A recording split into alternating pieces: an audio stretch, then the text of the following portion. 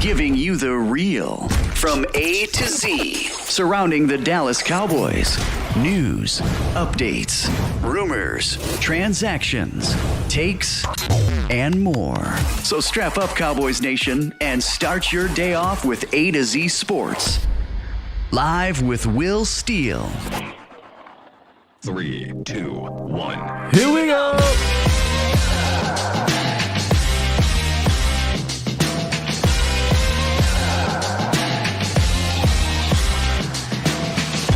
Good morning, good people. Welcome to A to Z Sports Live on this Victory Monday. We stream it live on YouTube. And of course, I am your host, Will Skywalker Steele. Boom!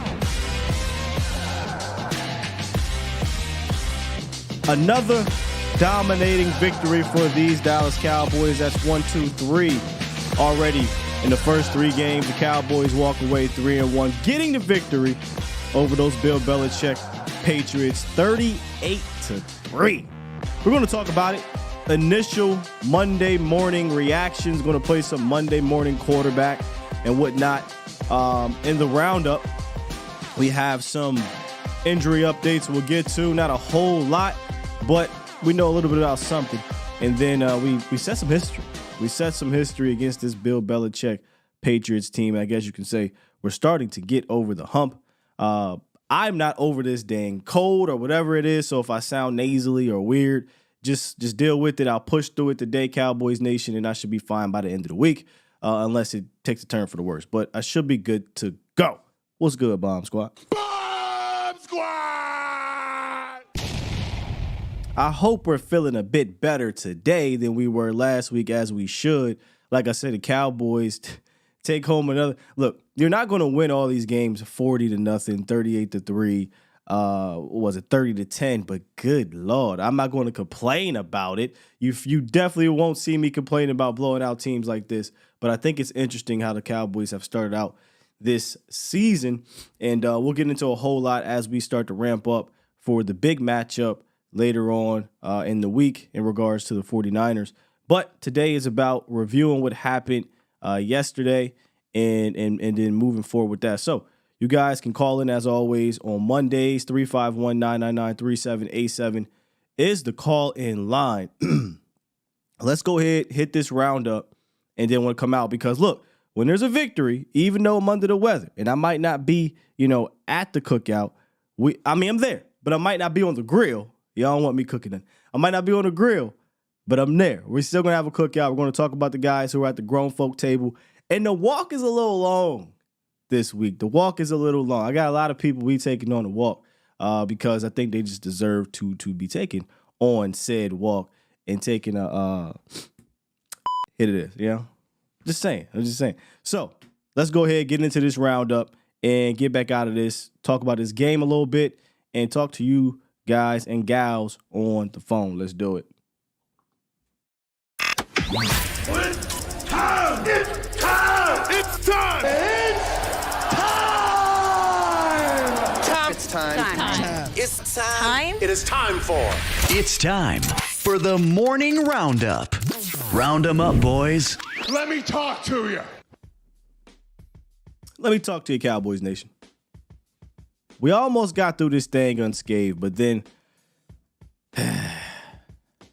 almost one of those not win but if situations with our guy Rico, who's been playing so well, I think, in his role. But Rico Dowdle, he left the game yesterday with a hip injury.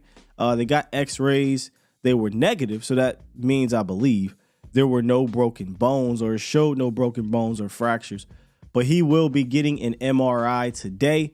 And with Rico Dowdle down, that meant more Deuce Vaughn yesterday. And it wasn't the greatest. It wasn't the greatest showing for Deuce Vaughn yesterday in all his attempted carries or what have you. And it damn sure wasn't the greatest when it came to the blitz situation. So that's something they'll have to figure out moving forward. But at the moment, if Rico can't go, I think they will call up Malik Davis. And you could probably see more Vaughn in a rushing capacity, part of the game plan as opposed to just a package of a game plan. But where I'm wondering, just thinking about this yesterday, talking out loud. Do we go and look for a potential running back to bring on the practice squad and then eventually possibly call up, depending on what happens with Rico's hip? I mean, hips are hips. That's not something to play with. Once you lose that quick hipness, it can get dicey for you at the running back position. So there's a few names out there. I'm not going to bring up anything just quite yet until we hear what's going on with him, how long this may be. But I'd imagine you might not have Rico for next week's game if it's a hip injury. That's something that might take a few weeks or so to get back right. Even though we don't know the specifics, I just hear hip. He was immediately ruled out. He had on street clothes, like right away. So it just didn't look good. So let's keep an eye on what's going on with Rico moving forward and the running back position in general, because it took a hit. Hate that. Also, Zach Martin left the game late with an ankle injury. Very reminiscent of what happened with the Jets, right? Blowout victory, pull them. You don't think twice about it. Jerry Jones said Zach Martin's fine. He talked to him. He said he's in good shape. However, the very same thing was said 2 weeks ago after the blowout victory against the Jets. Hey, Zach Martin's fine. Just tweaked his ankle. No need to bring him back out there. Then he missed the game the following week. So I am 100% keeping my eye out on what goes on with Zach Martin, especially what happened with the mess heading into Arizona, where we had no idea what was going on to the day of the game, or we didn't, but they did the day before the game. And it just wasn't great. You want Zach out there. I know Zach wants to be out there next week. I highly doubt, unless Zach's ankle is falling off, that he will not be playing in that game on Sunday. So if they got to rest the big fella, you rest the big fella, and you make sure he's good to go. You got to shoot that ankle up with some HGH steroids and all that other ish. You do it. Because he needs to be out there next week. Okay. And then kind of a little bit of a bonus injury update. Michael Parsons, he left the game briefly with an ankle situation himself. Well, thought it was ankle, right? Then we heard possibly knee, and I got a little queasy in my stomach, not going to lie. That's, there's a couple guys on this roster you cannot lose if you're looking to go get 6. I feel like that's one of the guys right there. And he left the game briefly, right, on the sideline, looked pissed off. And then he got back out there and he picked up where he left off and was just a terror against that Patriots offensive line. So Michael Parsons seems to be good. Maybe adrenaline pushed him. Maybe he'll be a little sore today. I'm sure he will be. But I didn't really see any noticeable limps when they were showing the videos of him walking off into the locker room. So Michael should be good to go. We just got to monitor him. Maybe he gets a limited tag the next couple days. But these guys already seem to be focused on what the task is at hand moving forward. So, again, unless his leg falling off, Michael Parsons is going to be out there. I can tell you that right now. So, Bill Belichick was a thorn in the Cowboys' side forever. And the last 2 games, the Cowboys have done things to Bill Belichick, teams that has not been done. So first off, it was the largest halftime deficit of Bill's career, and then it ended up being the largest blowout of his career, the final margin of victory. That's, again, back-to-back wins where they've set some kind of record. In 2021, Dak threw for the most passing yards against a Bill Belichick defense, and again, yesterday was the largest margin of victory. So I think it's safe to say Cowboys might be over that Bill Belichick hump. I know. Players in, players out. I get it. That's the case. That's the case for lots of teams. But end of the day, this guy still can draw them up with the best from the defensive side of the ball. And your offense just seemed to be in total control throughout the game. So, they never really seemed to be hampered by things. It wasn't a perfect game, obviously not, right? But it was damn near in regards to getting points and moving the rock on this team. So, Bill Belichick, appreciate you over the last 20-something years or whatever it's been in this league as a head coach. I doubt we'll see Bill Belichick again. I mean, I guess 17 games. I know they could throw in this extra game, but every 4 years you play the AFC East. I have my doubts that he'll be the head coach of the New England Patriots in 4 years. Yeah, I have my doubts. So that's the morning roundup, Cowboys Nation. And excuse me. I want to jump straight into one of the players who helped with that beatdown and forcing Bill Belichick to have one of his the biggest deficit of his career. And I'm talking about our Cowboy of the Week, presented by Cowboys Custom, Deron. Anything but Bland. There were some people, I don't understand it, but there were some people last week who seemed to be concerned about this kid. And I just don't know how you can be concerned anymore about this guy. He just continues to take whatever adversity is thrown at him, whatever different type of thing he needs to do, and he runs with it. And yesterday in that game, 2 interceptions, a pick 6, 3 pass breakups, 4 tackles. The shoes that Deron Bland has to fill, and Trayvon Diggs are huge, okay? But he does this one thing that Trayvon Diggs does at an elite level, and that is take that ball away. He might not have the name, he might not have the fanfare in regards to the national media, but I can guarantee you teams on the other side of the ball are going to have to start paying attention to this kid. He leads the league in interceptions since he's come into the league last year. That's 2 guys on the team that you can say that about, which is wild to me. But he has 8 interceptions over the last year and some change. And he really didn't get started till about the middle of last year, if we're keeping it a bean. He already has 3 this year. He already has 2 pick 6s. He's one of your most physical cornerbacks, especially against the run. You weren't losing nothing there. I think he's one of your smarter guys. What I love about Deron Bland's game, and I say this to you guys all the time, and I actually brought this up with him.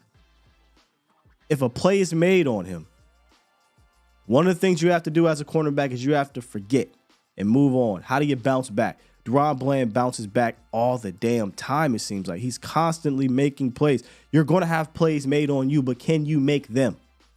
Deron Bland makes plays. He's one of the best playmakers at the position, and that's not hyperbole.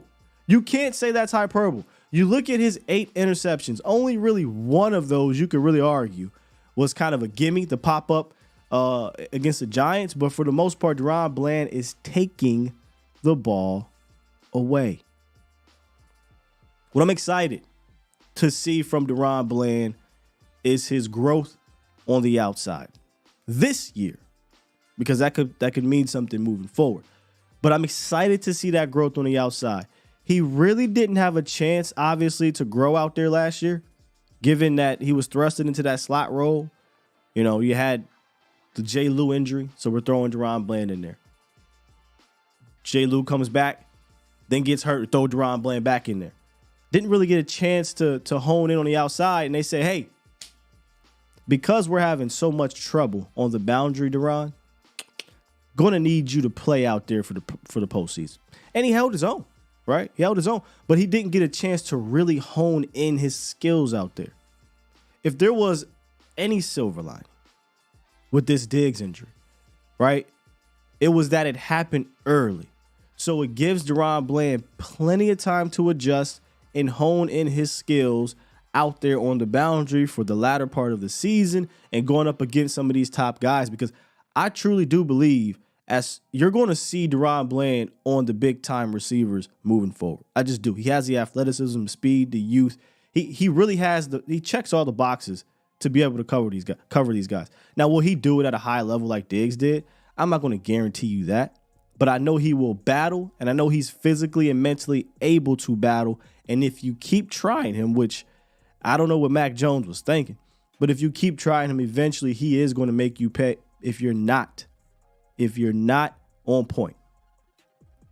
So now he's got 2 games under his belt. You already see him getting him comfortable out there. Next week's a huge test. You know, he played against this team last year and held his own last year in that playoff game. But I'm telling you right now, to me, he's becoming a guy you can't ignore on offense, or he will make you pay. It's my Cowboy of the Week, DeRon Bland, presented by Cowboys Customs. They can give you your vehicle the lift it needs. Not only do custom suspensions, but they also customize your wheels and tires. They are a family-owned and operated business, and they are the place to go for all your vehicle accessory needs. They got 4 locations, Cowboys Nation. I need you guys to stop by. Cowboys Custom and Cowboys Auto, which are located in Arlington, North Richland Hills, and Cowboys Wheels and Tires, which are located in Irving. And you get a free leveling kit with any purchase of wheels or tires, or you can give them a call, 817-633-4611. Mention me, Skywalker, and you will get an additional 10% off of your entire order. That's Cowboys Customs in the DFW, and DeRon Bland is my Cowboy of the week. I think that one was easy. I think that one was a fairly easy one to get to because he dominated in that game, and he could have had 3. There was a play where I don't know who it was, Schuster. I don't know. It was a drag route, and Bland was just all over that. Got his hands on the ball. What an interception, but it is what it is. And then same drive, by the way, for the pick six. Before the pick six, Mac Jones scrambles around, running for his life, throws backside on 2nd and 16. All right, he completed. He got lucky. He completed it, and DeRon Bland knew it. About 3 or 4 plays later, Mac Jones tries it again. I mean, this is just quarterback 101. You do not throw across your body. You just don't do it. And you don't do it against this defense. And he tried it against DeRon Bland, pick 6. It just looked so pretty. And that was pretty much end of the game. That was it right there. So you're talking about 3 out of 4 victories where these games are just over in the second, third quarter. Just weird in a good way. Y'all know I talk about weird things being bad, but that is it's the weird start to the season in a dominating way. And that's how they get this victory. So here's what we'll do. We got a couple callers already coming through. We'll get some of those in, and then we'll hit the cookout after that and wrap this thing up talking to you guys about this game. Again, apologies, trying to fight through this, whatever the heck is going on. The code, I don't know. But if I sound crazy, sound weird, that's what it is. All right, let's hit the phone lines for a little bit, man. We got James on the horn. What's good, James? Hey, what's going on, Sky? What's up with you? Hey, well, whatever's going on with you, I hope you feel better, my man. Because, you know, the show don't go without you. I'm good, man. I'm good. I just don't like sounding nasally and blowing my nose all crazy during the show and whatnot. Hey, but, man. I want it to be a good show. But you're still here, though, man, so we got to give you props. You're still here, though. You know what I'm saying? You can be you're not feeling well, but, hey, you're still here for us, and we appreciate it. But I will say, though, definitely from playing high school ball, I was listening to a lot of the talking heads. That is just a cardinal sin. You just don't throw across your body unless you're like Patrick Mahomes or somebody like that. And I think the first time when DeRon Bland almost picked it off and didn't get it, I almost bet inside his head, he was like, yeah, throw it like that again. And I'd be damned. What about 4 or 5 plays later, boy, it was like house call. And that was just too sweet. But I just have 2 questions for you really quick. One is it just me, or is our offensive line just not opening the holes that we need them to open? Because even Deuce Vaughn was having a hard time getting through them holes. That's question number 1. And then question number 2, are you going to give us your take on the recipe on how we can beat the Niners? Because I'm not liking this getting the red zone. I mean, yeah, we might get a touchdown now and again, but we're kicking too many field goals. I'll let number 2, I will not give you the recipe on Monday. We got a whole week. Okay. We got a whole week. Still too early. Okay. Yeah, we talk about the Patriots today. We'll talk about the Niners for the most part Wednesday, Thursday, Friday. Okay. So what about the O-line? Is it just me, or do you see the same thing, that we're not opening holes?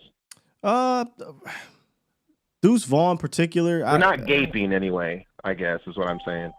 I mean, there's some runs where they are, but I thought the offensive line was fine yesterday. Again, I've watched only half of the film, running it back, both broadcast into all 22. But I mean, the offensive line I thought was fine yesterday. I'm really not going to. I can't complain right now. Again, just running it back. There was times. No, I'm not complaining. I'm just asking another. Say again.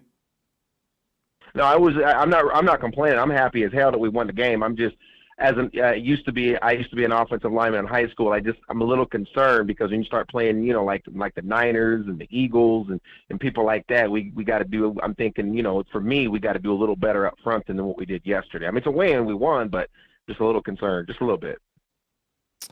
Yeah, again, I have to go back and watch it, but the full way through. But I don't think you really had too many issues when you were man on man. From the things that I've noticed just early on, you just had the Patriots add plenty of men in the box, and then they were slanting on a couple things.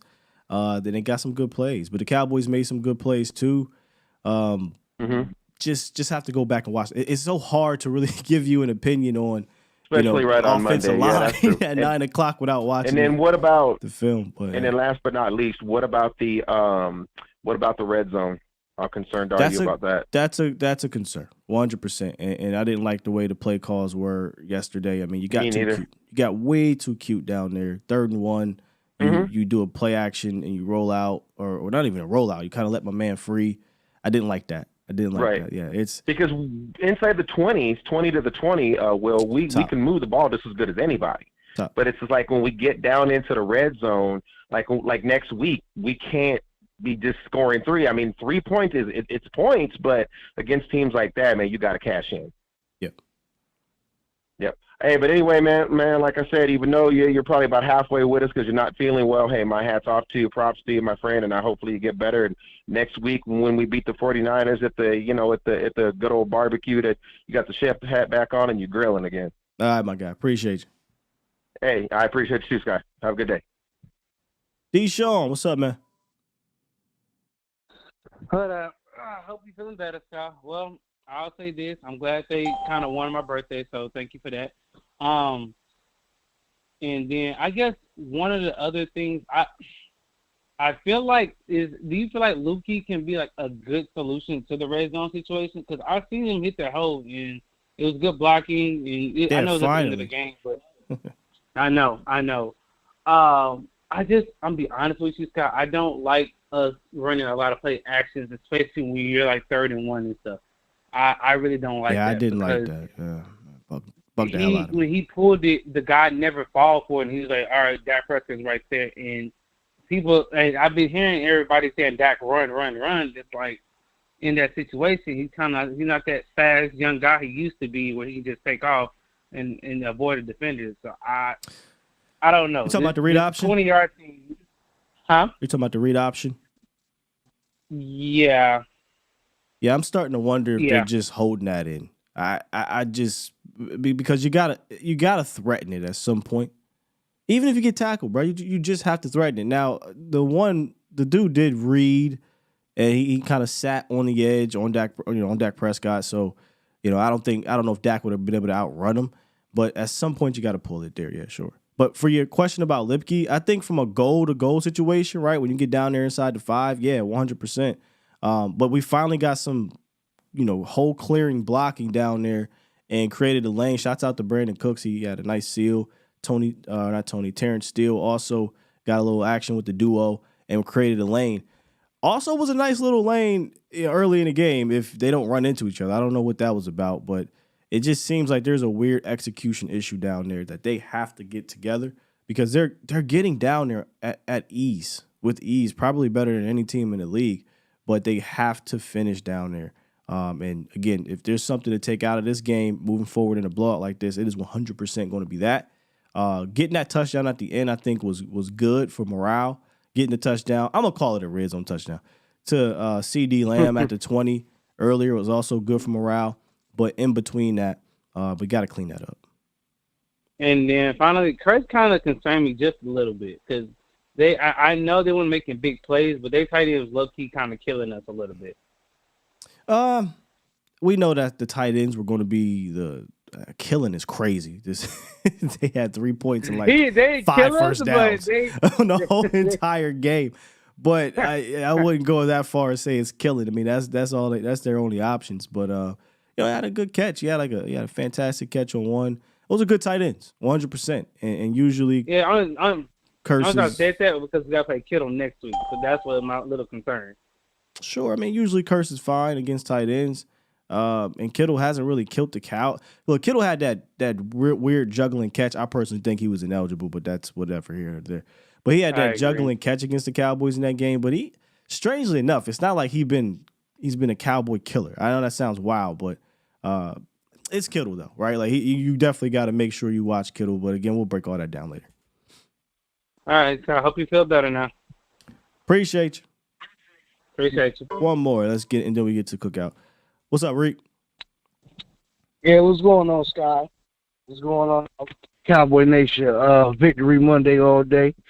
Yeah, man. My whole thing about this situation is that I didn't like that play in the 3rd and 1. Okay. The 3rd and 1. I did not like that down there down there at the goal line, in the red zone situation, because it's like Dak gotta understand too. When you ain't got it, you just ain't got it. Throw the damn ball out of the back of the end zone or something. You know what I mean? We're holding on to the ball that long. What do you want? Because at least if you wait.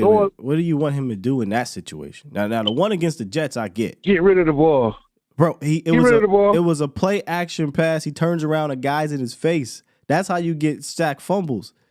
You just got to eat the sack, man. You got to eat the sack. Like, yeah, but sometimes Dak hold on to the ball too damn long. Too, right. Scott. I told you against the Jets that happened. In that particular play, though, he can't just throw the ball willy-nilly because the guy's dead smack in his face because he came unblocked on a play action. I think the play design was terrible right there. 3rd and 1, if you're going to go for 2 plays, why would you do a play action where you allow a guy free on the backside? Like, you just don't do that. So, that particular play, I don't agree with you. He can't do anything there. The Jets, though, the one where he rolled out, he has to throw that away. You can't take that sack. Okay. Cool. We had a Hunter Luepke sighting yesterday, and I was happy about that. I think he needs the ball. I think he needs to get the ball a little bit more down in the red zone, because we need to lean on teams when we're down in the red zone. My opinion is this, we got to use Mike Offside, man, because he's a physical runner, and oh my God, he has the vision to get through the hole. That's my thing. I'm tired of my thing is I don't like the fact that we trying to pound Tony Pollard like he's Ezekiel Elliott. You know what I mean? Down in the red zone, and he didn't do that yesterday, he's taking punishment. I understand that, Scott, but what I'm saying is let the bigger backs, when we get down there toward the red zone, how you understand let's that? see if they can lean on them. I'm getting confused because we're talking about yesterday's game, and they didn't even use Tony Pollard down there like that. You know what I'm saying? They just really they should have probably used him in space more. But I get what you're saying. Luepke, yes, I'd like to see him get more goal line carries. Goal line, not necessarily red zone, because red zone's technically like 19 in it. But goal line carries, and just don't get cute. Why you the play that Tony Pollard ran into Dak? That was a pass play. They had to audible into a run. What are you doing? Just line up, run the rock. Like, we getting too cute down there, man. Yeah, I agree with that. So it looked a little Kellen Moore-ish at times. Not down there, Kellen Moore. My thing is, he was good last year. Anyway, go ahead. My thing is like this, guy. Why not? Like, we don't know I'm not going to count Hunter Luepke out and just say use him at the goal line like that. I'm going to say let's give the man a couple plays to see what he can do. What can it hurt? It really can't hurt anything, if you ask me personally. That's my one thing. My other thing is this: LVE get a little bit of props because of the pickup and score. I give him props for that, but I still feel the same way about LVE. That's just me. But other than that, great win. It was a great win because what we did to Bill Belichick. So Brother, I know, bro. So I was happy about that. You know what I mean? Because Bill used to beat the mess out of us. Bill don't whoop our behinds a lot, the Cowboys, when we played against the Patriots. So I was happy just to get that win. And what happened? I said, "Oh, you are okay." Yeah, I am. I'm happy for the victory, man. You know what I mean? All right, man. Appreciate you, Rick. All right. All right, peace.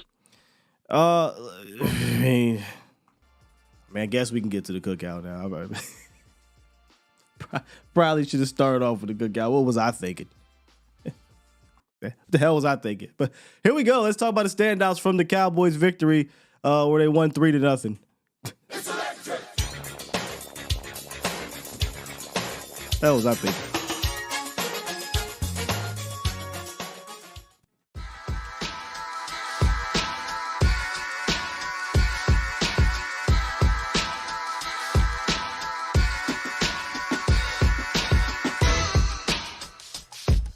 Obviously, the head of the table is none other than Deron Bland. But you know what, Deron Bland? Doesn't matter. Doesn't matter, Deron Bland. We'll move forward. Let's go to Micah Parsons. Scott, Micah Parsons didn't have a sack. No, he didn't. You're right. He didn't have a sack. But Micah Parsons did have 9 pressures on the day. Let me see if I got this statistic here. Let me see. Y'all probably can't even see this much, but we still gonna show you any goddamn way. Micah Parsons generated 9 pressures in the Cowboys' 38-3 victory over the Patriots. His 8th consecutive game with 9 pressures. I'm sorry, 5+ pressures. The second longest streak in NGS era. That's crazy. I didn't know that. He leads the NFL in every pass rush metric this season. He's first in pressure rate, rush rate, average pressure probability, and average peak pressure probability.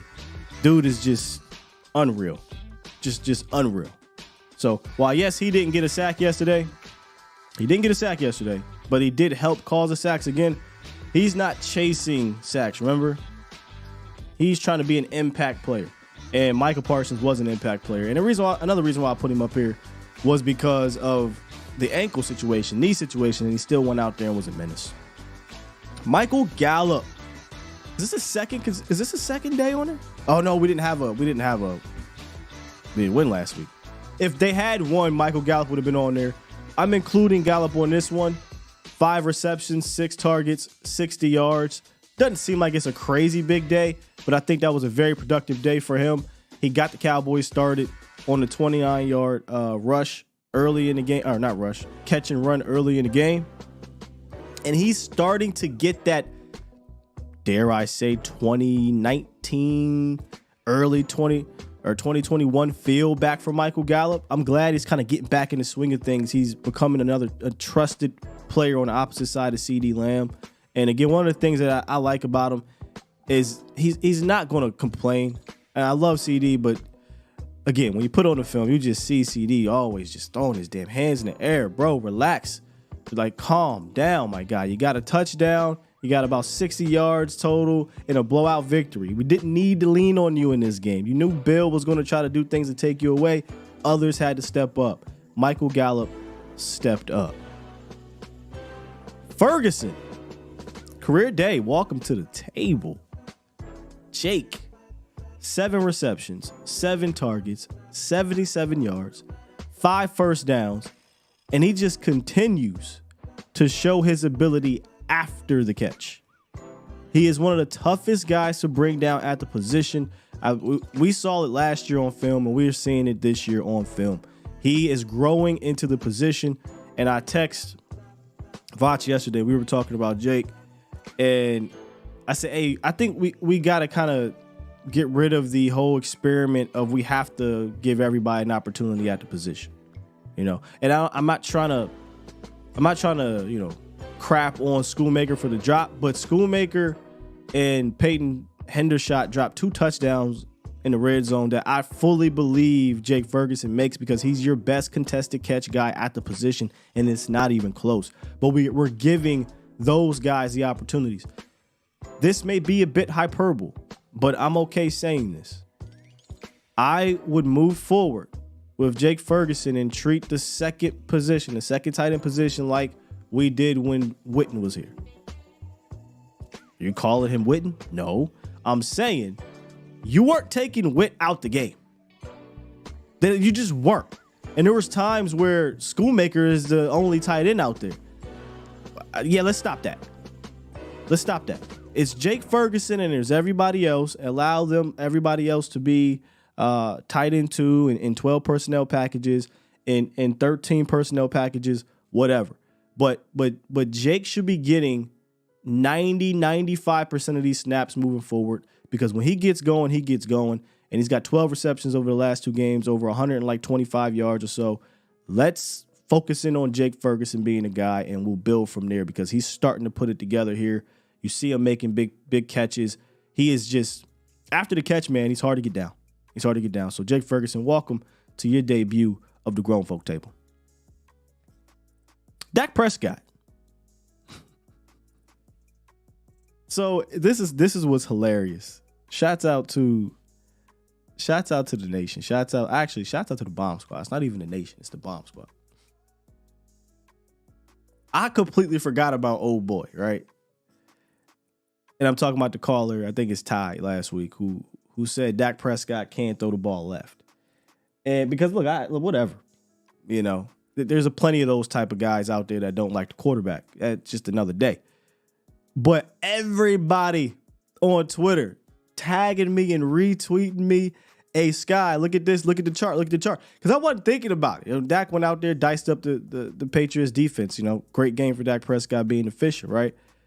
Then somebody showed me this.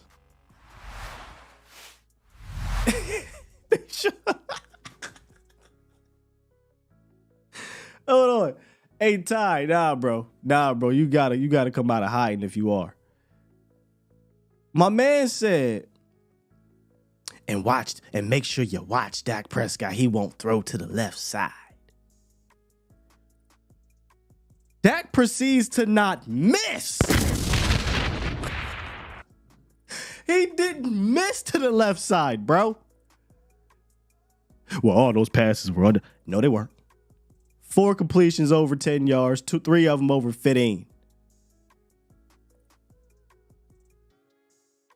Mr. Ty, the floor is yours. I would much rather you just say, look, bro, I don't like the guy. I'd rather we lose with the guy than win with the guy, you know? And we could just move forward. But you don't gotta lie, Craig. He can't throw left. My guy didn't miss left. 28 for 34, 265, I think it really was at the end of the day. Threw a tutty. Should have had 2 of them things. But old boy dropped one. 10.7% over expected from a completion standpoint. That is like the 6th or 7th time he's done in his career. I don't think anybody has had that more than Dak Prescott. But Dak Prescott also at the grown folk table for dicing up the Belichick defense, playing within the system and creating too, right? We wanted to see him move. The very first play, they got the Cowboys moving in the first drive. He scrambles outside, hits, I believe it was Michael Gallup. Michael Gallup gets some yak, 29 yards. So just a very complete, in-control game.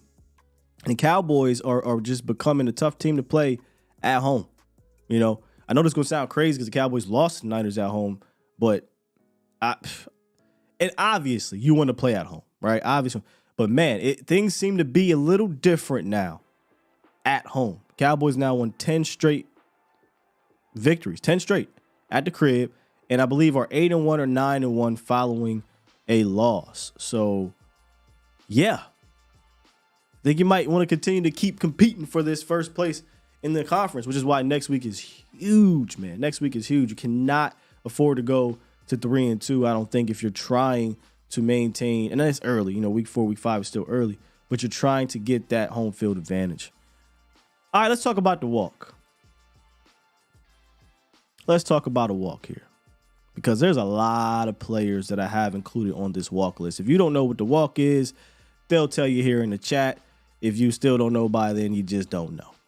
And usually the grown folk table is set for people who had either a dominating performance or a high level performance that stood out both statistically and what you saw on film. The walk is for those who made some plays too, right? Neville Gallimore. I kept looking up. When I say kept, I mean he had 2 tackles and a tackle for loss, but that's more than I've seen from Big Nev in a long time.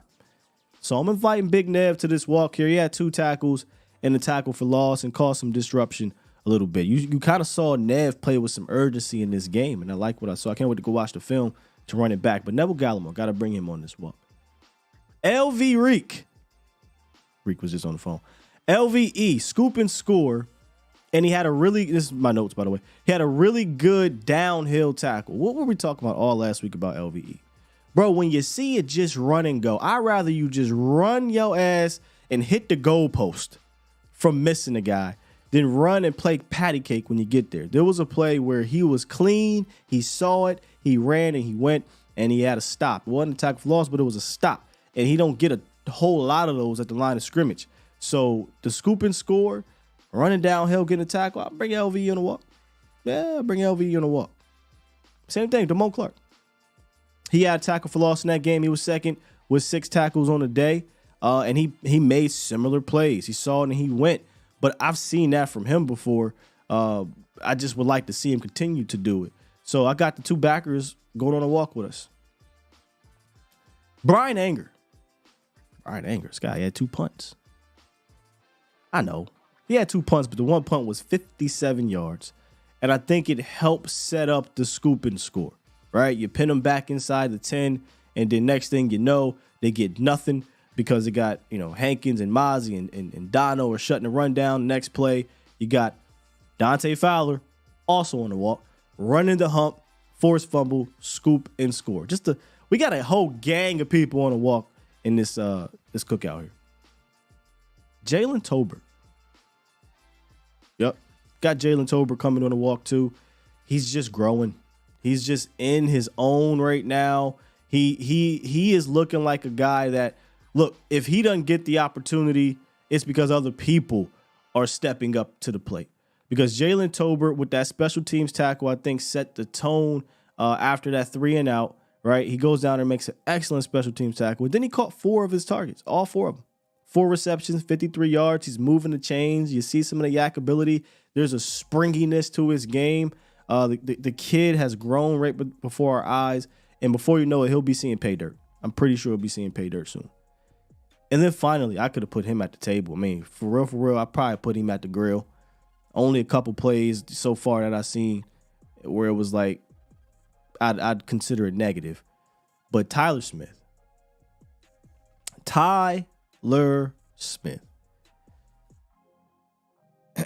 We had this conversation with Jesse in the pregame show, right? We're talking about what we're going to do here because Code 77 seems like it's going to be a thing. Tyron Smith is likely, sorry for the guy. I don't know if you still want to pay me $100, but it looked like you about to lose $100, man. So Tyron Smith is likely going to be missing roughly 4 to 6 games at minimum. That just seems to be the case here.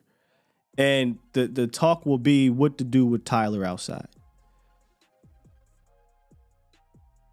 Personally, selfishly, I want to see Tyler Smith stay at left guard because I think he could just be stupid dominant there. Now, that's not to say he can't be crazy on left tackle either.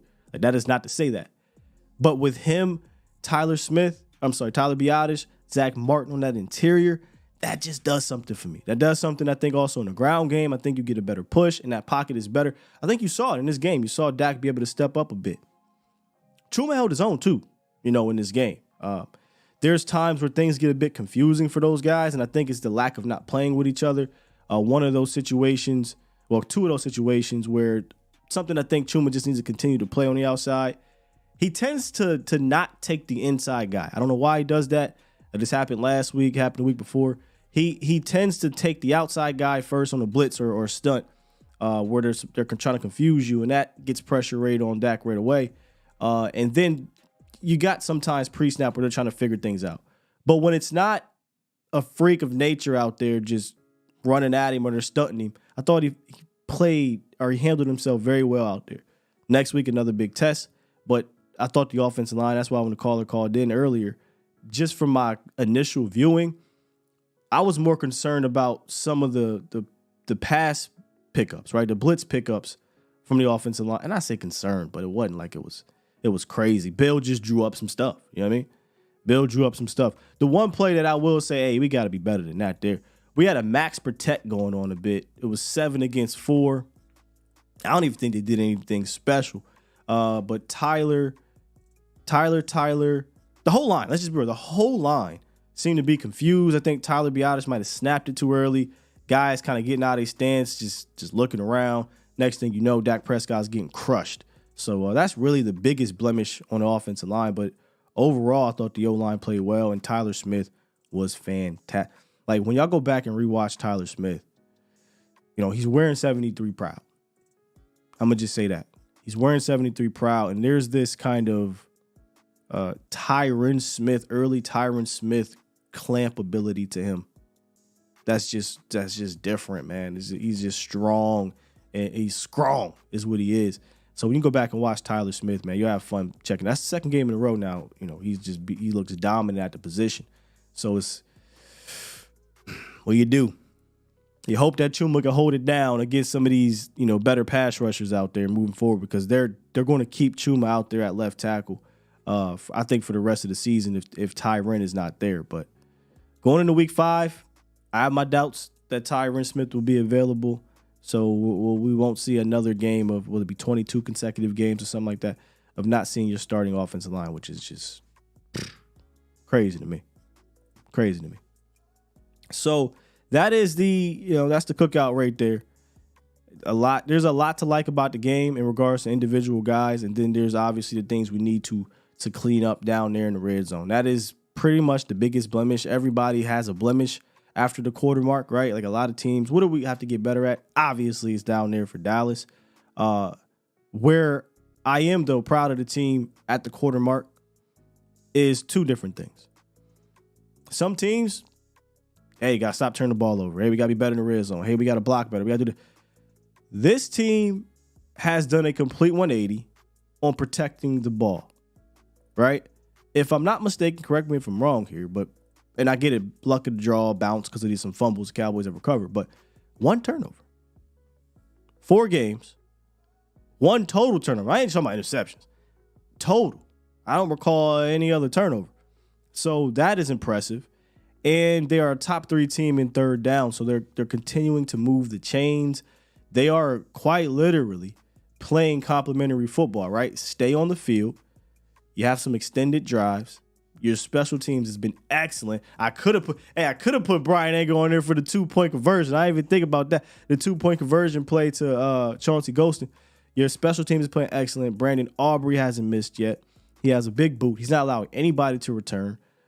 Anger is anger when it comes to punting. I can go look at the stats. But how many times has Brian Anger really had to punt? Not a lot. So your team is tops in third down, tops in getting to the red zone, tops in turnover differential, but we got to clean that up down there. And I just have, and I think it was a caller who said it yesterday, I just have this belief, or Jesse, that it will get cleaned up by season's end. We're in week 4 or going into week 5. That is the one thing the Cowboys are going to be focused on to get better. And if they do that, that's the only blemish on the record right now, in my opinion, is cleaning that up offensively. Is cleaning that up in the red zone, because between the 20s, as quiet as it's kept, I don't know that I've ever seen this offense move so damn smoothly over the first 4 weeks. It just goes. You don't even think about it. In fact, I'm already thinking about, all right, can we close this thing up in the red zone once we get to about the 50? I'm just under the assumption, the Cowboys are going to get down there because they just have been. So at the quarter mark, and maybe we'll talk about quarter mark stuff a little bit later. It is the season. It's kind of tough to kind of go away from the game plan, but there are a lot of good things to like about at the quarter mark, and then there are some things we need to clean up, and I think the number one thing is obviously the red zone. So I'll get off my soliloquy now, and we'll talk to you guys on the phone. We got lots of callers, so I'm going to go ahead and lock this up and let y'all take this away. Hey, man, look, if Brother L's calling in, something's going on. What's up, Brother L? Man, Sleepy Sky Biden. What's good? Sleepy? Nah, I wish, bro. Nah, I feel you. Hey, man, I'm just glad we got the dub the way we did. I didn't expect it to be as crazy as it was. And shameless plug, it was my birthday. It's my birthday today. So the fact that they was able to drop some Drop the fire emojis in the chat for one of the GOATs in this admin game here. Brother L, appreciate you, bro. Happy birthday, man. Appreciate you. Salute. I just wanted to know, one thing that was easy to see was disciplined football play. What do you contribute the significant decrease in penalties to from this week? Coach, right? Like McCarthy tightening that thing up. When I look at penalties, I always just think like that's a coaching thing. And I think they kind of got better with that last year. If I'm not mistaken, we didn't really have a whole lot of games where we were complaining about the penalties. And then to start the season, we weren't, right? It wasn't until that Cardinals game where it was crazy penalties. By the way, I think the team that the referee squad that had the game last night against the Jets and the Chiefs was the same squad the Cowboys had. So maybe there's something to that. But I definitely think that is just coaching, absolutely all the way. Yeah, for sure. I mean, I definitely saw the same tweets or X's, whatever you would call them, out there talking about the officiating crew. But either way, regardless of the folks who were there or who weren't there ref-wise, I'm glad we still played our game the way we're supposed to play it. Pass protection-wise, obviously when we picked up Deuce in the draft, we knew that was going to be somewhat of an issue. But now it's beyond just the optics. It's a little bit more of an issue. Like, how do we handle that? Is it just like a depth issue because, Rico went down for whatever length of time. We're still waiting on that. But how do we shore that area up? If I had to guess, and I would love for somebody to ask Coach McCarthy this, again, game scripts have been so strange 3 of the first 4 games where you probably wouldn't do some things you've done. If I had to guess, Tony Pollard would have been in way more. But because of his workload over the first 3 weeks of the season, once the game got out of hand, they were just like, there's just no point, right? Let's go ahead and give these other guys an opportunity. Rico would have been in there, but Rico got hurt. So I think what you'll see is the easy replacement is we'll just keep Tony in. But then if Tony is, past his touch total or number snap total, or they want to give him a breather, I think you'll see Hunter get in there. Malik Davis is likely going to get the call up.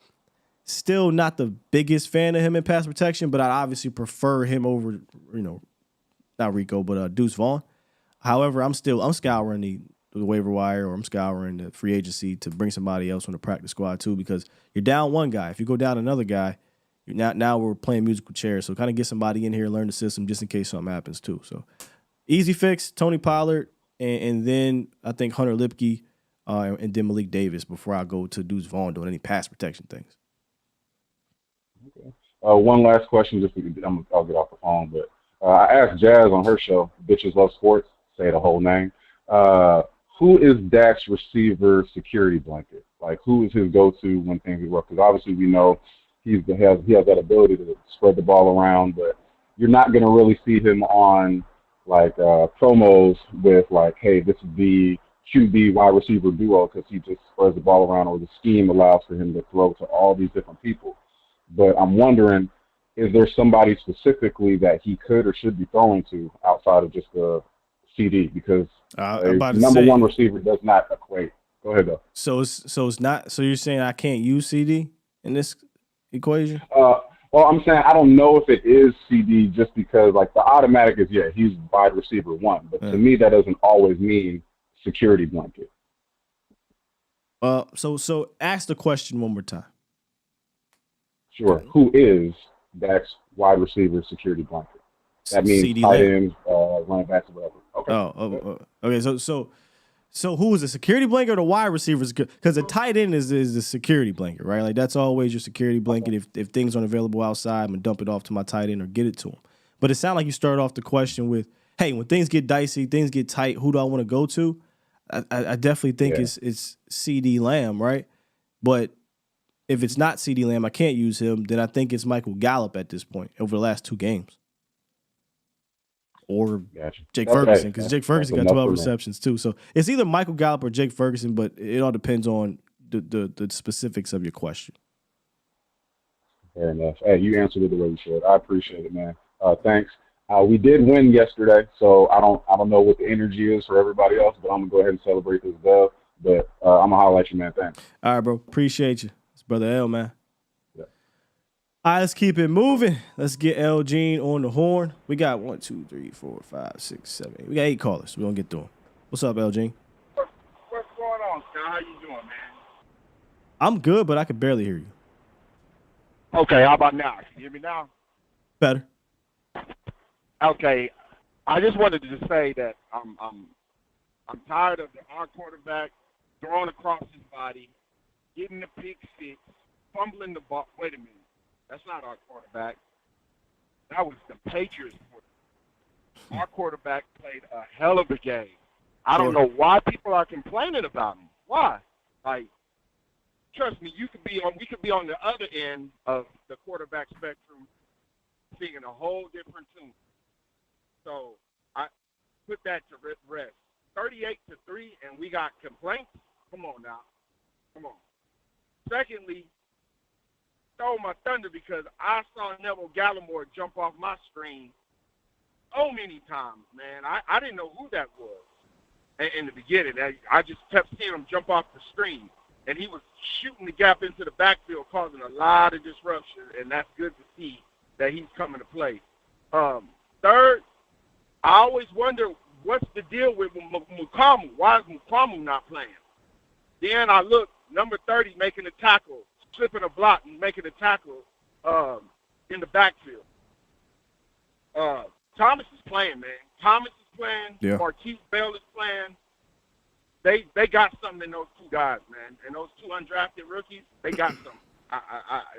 I'm willing to say Wanye Thomas should be pushing 6 for snaps because he's playing that well in my opinion. I don't know. I don't have the all 22, so I can't watch the tape. But Donovan Wilson is starting to. You can tell he's got his feet, getting his feet back under him. But Wanye Thomas is playing, man. Yeah, Donald had a good play that helped you lead to that pick or to that sack fumble though. It was I think it was Hankins who made the running back spill back to the outside, and Donald was right there waiting for him and laid the hit. Next play, sack fumble. He also had the play where he just laid out Mac Jones. But again, second game back for Donovan Wilson. You know, I don't worry about Dono.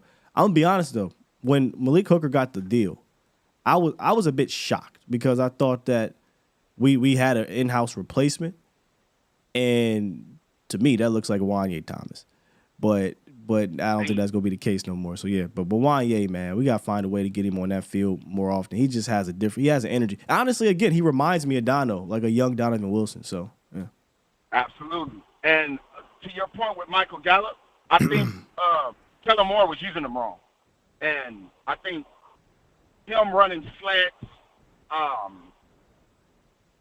Passes that get him on the move, I think that's a little bit better suited for him. Sure. Until he gets, his vertical, his timing with the jump balls and things like that. But I think they're using this West Coast style of offense, the run the slants, the timing routes. I think that fits him well. And you're going to need that going forward because he's going to be your possession type of receiver. I mean, he is. That's been nothing is different with Gallup. Nothing's different. Under Kellen Moore, he had a 1,000-yard season, 800-yard season, 600-yard season. I mean, he is who he is. He's a guy that got about 3 routes in his bag, but he is a tough dude. When he's mentally and physically all there, you get him the ball now, he actually can do some things after the catch. He's a possession receiver. He catches the slants. He does the 9 routes, and he catches physical, 50-50, not even just jump balls, but just 50-50 balls. I don't think necessarily this is a Kellen Moore or Mike McCarthy thing. I just think Michael Gallup is healthy, right? Like he's healthy mentally and physically. And when he was healthy mentally and physically with Kellen, he put up 1,000 one year, 800 another year, and was on his way to I think being an important piece in 2021 until he tore his ACL. Absolutely. And my last point about this red zone, I really feel like the problem with the red zone, I think they're pressing a little bit. I think that they're feeling the pressure. Yeah, I feel that that they're too. getting down there and they're not scoring. So they're pressing. They're not just running their game. They're not saying, okay, you know what, we're here at the 3-yard line. We got 3 cracks to run behind Zach Martin and Terrence Steele. Like, I think you can get 3 yards if you run behind them 3 times. You can put Tony back there. You can put Deuce back there. give me 3 times behind those guys, and I think they're gonna win one of those three matchups. They're gonna win. I just think Mike McCarthy's pressing a little bit, and that'll come with time. We got to remember that this is a new offense, man. This is a new offense. Well, and I'm not saying that it's new, but you got a new play caller. And to be number one in everything that they're number one in, and you got a new play caller, I think that they're doing pretty well, man. And we just got to be patient with that. 3-1 is a great start in my mind. You got San Francisco coming in for that defense. They better be sound in tackling, and they better be disciplined. You can't just shoot gaps, and you can't just rush the quarterback like you did in Arizona, because this not James Conner and Mark or the Wilson kid. You got some certified dogs that will take it, that will hit their head on the goalpost if you make a mistake. Sky, I appreciate everything you do, man. And Cowboy Nation, enjoy this win, and then Tuesday we'll be looking at the 49ers. God bless, brother. Tuesday, we looking at the film. Appreciate you. Tuesdays, tape Tuesdays, baby. We're going to look at the film, see what went right, what went wrong, what maybe we could use moving forward. But, yeah, I agree. I think there is a little bit of pressing down there, 100%. But how else do you run into each other? You know, you get cute on 3rd and 1s. There's some pressing, 100%. It's so interesting. We talk about, like, identity and things like that. We have a clear identity between the 20s. Clear. Again, I think I said this to, I don't know who it was. Maybe it was the Illuminati group. Maybe it was individually one of them. But I was like, between the 20s is crazy. It wasn't a group. I said between the 20s, I don't know who's playing better. They're moving the ball at ease. With ease, I should say. Once we get down there, though, I feel like we don't have that identity yet. They're searching for that. And I think they'll find it. I do truly believe they will, but it's 100% something that is more of a pressing situation right now, is the identity in the red zone. Got to find that. We got a lot of hitters here. Jack, what's up, man?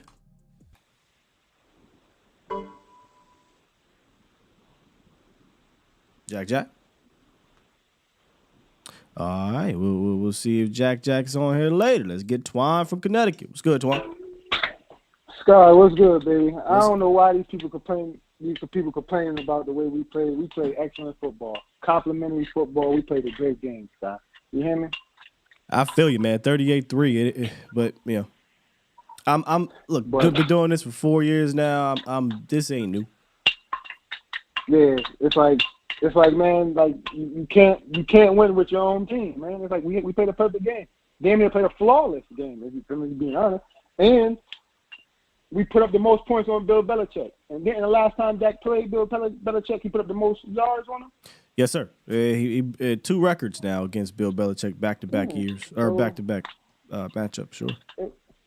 Man, it was a great win as a whole. But as far as the buddy saying we need to give Lipke the ball more at the goal line, calling him Baby Michael Oslott, you're reaching.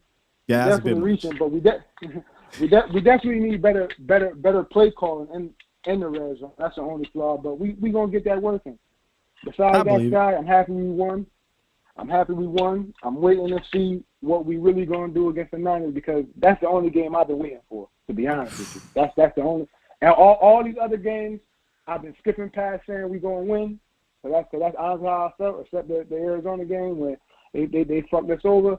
But besides that, man, I'm focused on next Sunday. Yeah, man. Next Monday. Yeah, that's the one. I think that one has potential to be one of those kind of season-turning type of if you win, I'm saying. If you win, season-turning type of games where it could launch you into the stratosphere. Yeah, so we'll definitely be approaching that game from all angles starting Wednesday for sure.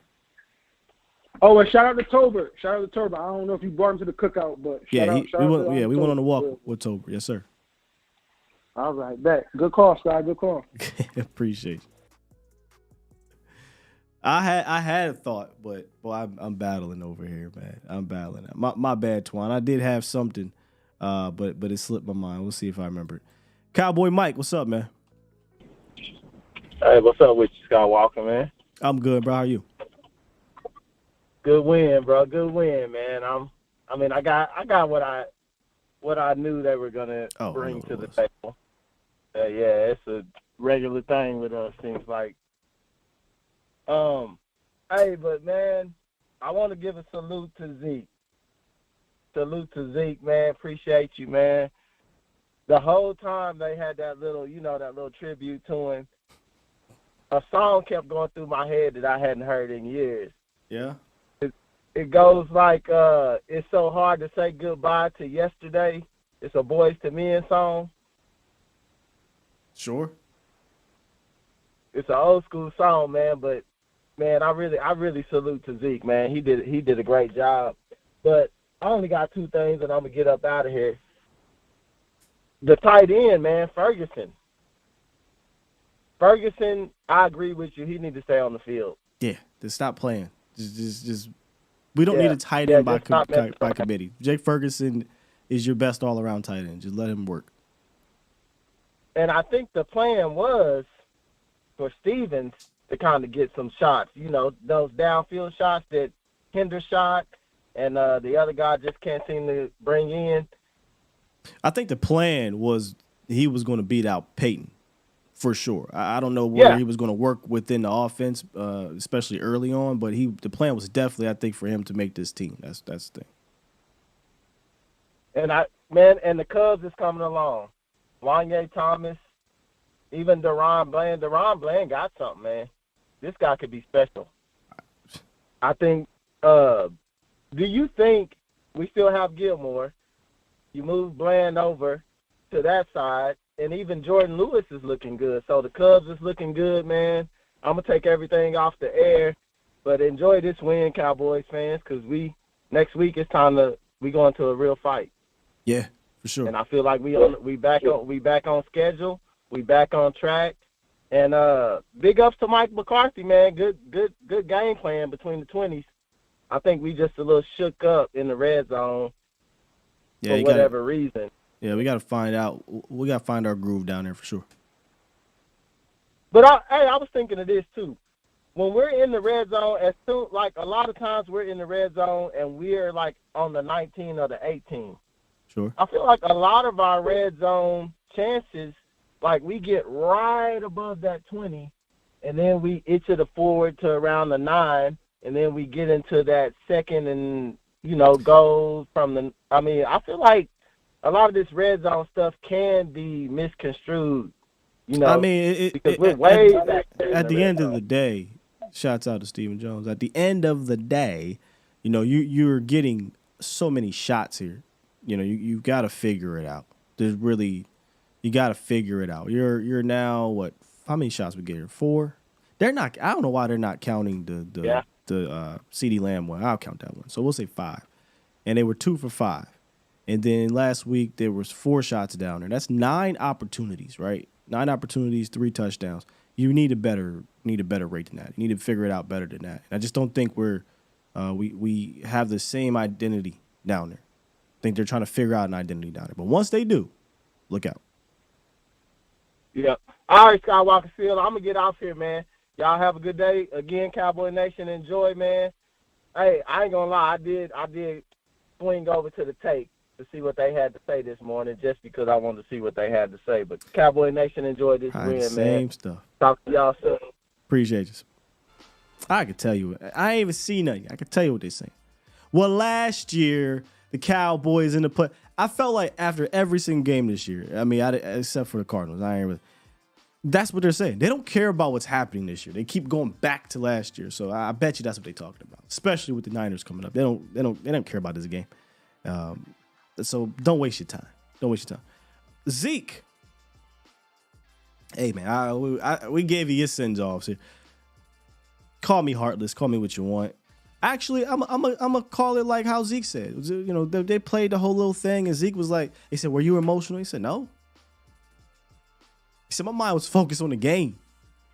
Didn't care about none of that. Appreciate it though, right? But I was focused on trying to get this dub." They was showing all that, and there's people in there teary-eyed and all this stuff. Look, bro, they do this when his career is over. Cool, and he might get emotional, but Cowboys just got whooped last week. Don't give a damn about that thing they did for Zeke. This ain't Emmitt Smith. I digress. I'll leave it at that. I don't want to sound too harsh, but I was like, let's shut this mother down. That's all I cared about. And they did that, by the way. They did that. 2.1 yards or whatever it is per carry. Shut them down. Or, when Zeke's career comes to an end and they sign him to a 1-year contract in Dallas and we do the whole little thing, then yeah, sure. But on game day, I totally did not care. Call me heartless. Call me what you want. That wasn't Emmitt Smith that came back and played for you. And he was fantastic during his career here, but we know with Emmitt's a different ball game, right? So it was like, hey, let's shut him down and get this dub.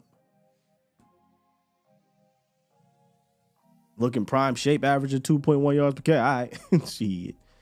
Daryl from Fort Worth, not Dallas. What up? What's up, Skywalker? What's up? What's happening with you?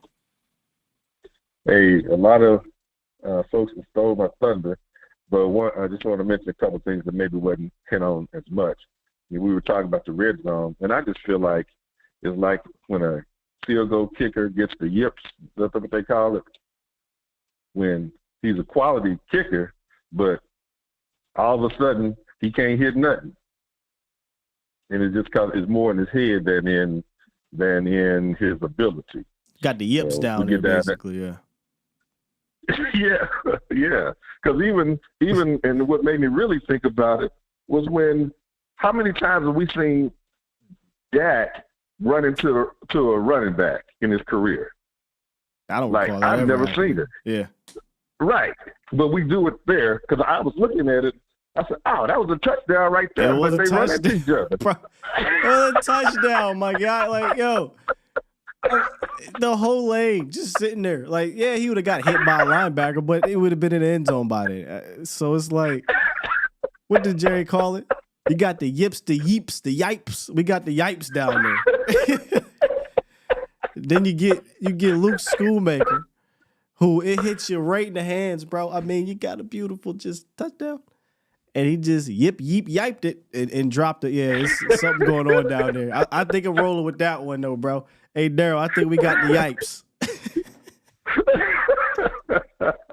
We got the yipes down there in that red zone, fam. They need to figure that shit out. Hey, but maybe Hunter Lipke got the yipes out of those. You know what I mean? Hunter Lipke, at the end of that game, and this is what I love. I was saying this to, I think it was Vach. I was like, hey, bro, I don't give a damn 31-3. You need to treat this drive. You need to methodically move down this field, get into the red zone, and get a damn touchdown. Because you need to get this, you need to get this monkey off your back. And they finally, it all came together, and then Hunter just put his head down, cut back inside that wide lane, and said, I'm scoring this touchdown, and scored a touchdown. So, maybe that'll be something moving forward. And look, sometimes some things are a blessing in disguise. I think we all think, obviously, Hunter Lipke as a goal line short yardage guy, that's really his calling. And maybe they'll use that more down there where they don't try to get cute. Because a lot of this stuff was cuteness. 3rd and 1, why are you doing? What are you doing? We're doing a reverse to a tight end. What are you doing? Running into each other. Like, what are we doing? Exactly. And you really touched on, that was the next thing I want to just amplify a little bit more about Lipke. Because, we think of a traditional fullback, the Darryl Johnston kind of thing. But this guy, he's big, but he got some nuanced moves to him. He ain't juking nobody. But yeah, he might not juke you in the sense of like we see what Douglas did to, who was that? To Dono. Whoo, he put a crazy move on Dono early in that game. Yeah. He's all forward after that. That was stupid crazy. He ain't going to do that to you. But I think what you saw on his Bison film was that when he gets to the second level, he's got that quick hipness, right? He is fluid in his hips where, he can move pretty well and still keep his balance and that power at the second level. So, and even really at the line of scrimmage sometimes too. So, yeah, I mean, in a goal line that's exactly what he did on. Yeah, that's exactly what he did on the touchdown because he was, going left and he see the hole to the right and he veers on to the right in there. Yeah. And so I think that we need to give him that and not just think like, okay, this is the only thing we want him to use and force him to use him in one way. So, when he shows you he has the ability. Here's why I said blessing in disguise. My bad. With the Rico situation, with Rico going down, I think they're going to have to utilize, unless they sign somebody, utilize Hunter Lipke more in that role down there. Right. So maybe, you know, now maybe you could do more. Here's where the whole Hunter Lipke running back thing makes sense. It don't make sense between the 20s, but it makes sense right there because now, is it going to be a run? Is it going to be play action? Is he going to pass protect, leak out? You know, he is a fullback body type, so maybe it won't be, you know, always just running the ball right up the middle. Maybe it is you leak him out. Maybe he's a wing back now, and you do not play action, but you get him out on the boundary quickly. So there are some different things you can do, the different variations of what you can do if he's the lead back down there as opposed to if you do it out in the 20s. Well, you're really touching on where I wanted to go when I said his expanded. It's not just the 20s, but really short yardage, period, point blank. We've been fine in short yardage. We've been fine. And he even converted to short yardage. See, it's not the short yardage that's giving the Cowboys problems. They have converted, I think, something like, and then somebody correct me if I'm damn wrong here, but I think they've converted every single last opportunity the last 2 weeks in short yardage between the 20s. It's the goal line. When I say short yardage, y'all, I'm not talking about the goal line. I'm talking about outside of that. It's the goal line where we haven't really been converting since the second quarter of week 2. Did I lose you? No, I'm here. In closing. Okay. Well, yeah. So I don't disagree with what you're saying, but I'm looking down the road. I agree with we agree on the short on the goal line, but I'm also thinking down the road in short yardage to some degree. I'm thinking because I also think he can fake block and do the fullback out the backfield like we used to do Johnston a little bit. Some of those kind of plays that fall in line. He did against Arizona. He caught a 9-yard reception for a touchdown pass out the backfield. Yeah. I'm not saying he's going to be focal point at all, but those little points that you're like, God, dog, man, where did he come from? You know, so I think he could really expand into that area. And on that, I'm also thinking. In closing. I love Tony. Okay. I also love Tony Pollard, what he's been doing, but I think we're using a little more like Zeke hard yards up the middle than I prefer. I think we're missing the boundary plays that he used to run off tackles and those things. I don't think we're doing enough of that with Tony Pollard. And so we could be in some of those things. I don't know what the consensus, not consensus, but I hear this thing about TP. I think he is handling this RB1 situation so damn good. I just don't get it. That like there seems to be a pushback on him. I think he's handling an RB1 situation. Like I think we get this thought in our head that a guy like him is supposed to just be on the edge the whole damn game. Like we have to understand running backs have to do running back things between the tackles too, and he's been one of the best running backs between the tackles in the league this year. Believe it or not. Believe it or not, he has a ton of yards between the tackles. A couple, if not almost all of his big runs are happening between the tackles, and he makes guys miss at the second level. I think he is handling running back duties. He is now 4 straight games where he's had a 16-plus yard rush. 4 straight games. And you're not always going to pop off 8 to 10 to 15-yard games. You need to get 3. You need to get 4. You know what I'm saying? You need to get those dirty yards, even if you are a Tony Pollard type back. And then eventually we'll get you off to the outside or whatnot. I thought they handled it well. This is a run defense that you weren't going to run the ball on just all day. That's why we came out and thankfully we passed the ball early downs and you get in the second and third and shorts or don't even get the third down at all. I thought he was fine. Averaged over 4 yards per carry in this game. They monitored his usage. Once you got up 28-3, don't need to hand the ball to Tony Pollard a bunch. But over the first 4 weeks, Tony Pollard has done well in pass blocking. He's caught the ball well out the backfield, and he's ran the ball well. I have no complaints about Tony Pollard being the running back this year. None. Except for he ran into Dak at the end in the red zone. That's about it, bro. That's about it. No, I love TP. I just think we're missing the off tackles with him more. That's all I'm saying. We're not doing running around the corners, the edges like with him like we did before. That's all I think we're missing. I agree with everything that you said. He was running the ball up the middle before when Zeke was there and doing a heck of a job. I was just about to say, Daryl, I think we're forgetting, bro. He had big plays in the middle of this field, in the middle of the offensive line last year. But yeah, I think we can incorporate a lot of our explosives on the edge. We did it against the Jets. We didn't do it last week. This week again, I just think the game was over. That's why I think it's so weird. Like the game, I don't think they're trying to show everything.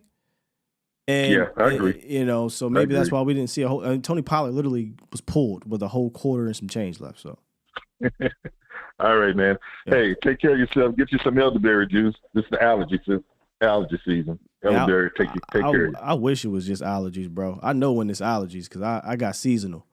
I know what happened, and I know why I'm sick. I just hate the fact that I am.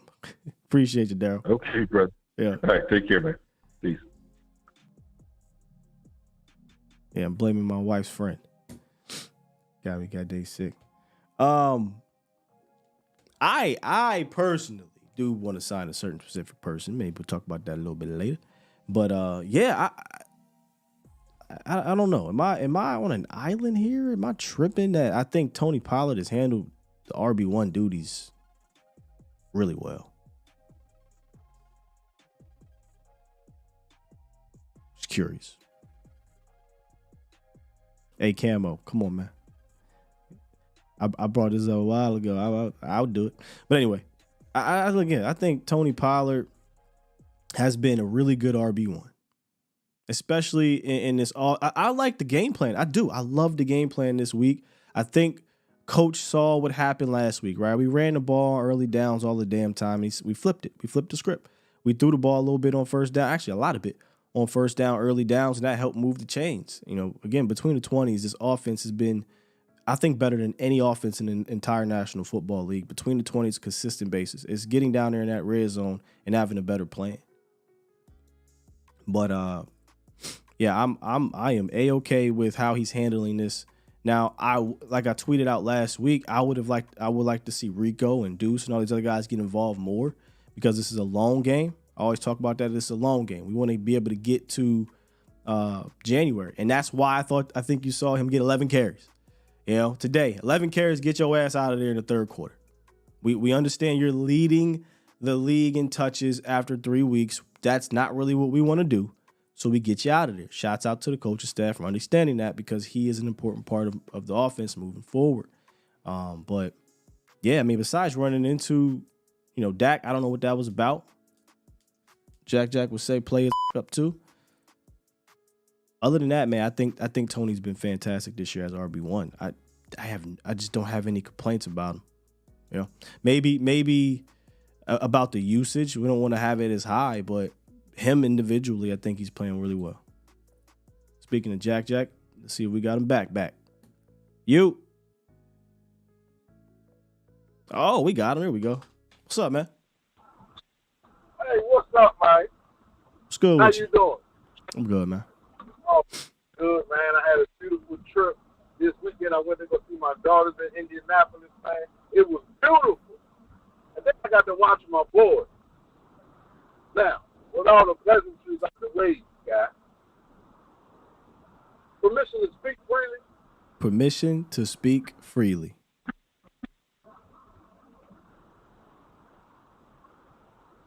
With all due damn disrespect, Cowboy fans, why y'all calling and complaining like we just ain't win 38-3, man? Why y'all trying to nitpick the loss? Y'all come in saying, oh, well, this, oh, well, that, but I'm glad we won. Come on, dog. Celebrate the victory. Stop trying to nitpick what you don't even need to nitpick, bro. We know we got red zone worries, but we won 38-3. Come on, man. What are we doing? We ain't lose this game because we didn't score in the red zone. Our defense did what they had to do. That was efficient, 80%. Come on, bro. What are we doing? He didn't hurt you. He kept the chains moving. He completed pass after pass. We really didn't get behind the chains, minus a miscue, bro. But we looked good. I called this you and Bot show last week, and I said, yeah. We took that on the chin. Did. But I feel sorry for New England. I feel sorry for New England. And what we go out and do, man,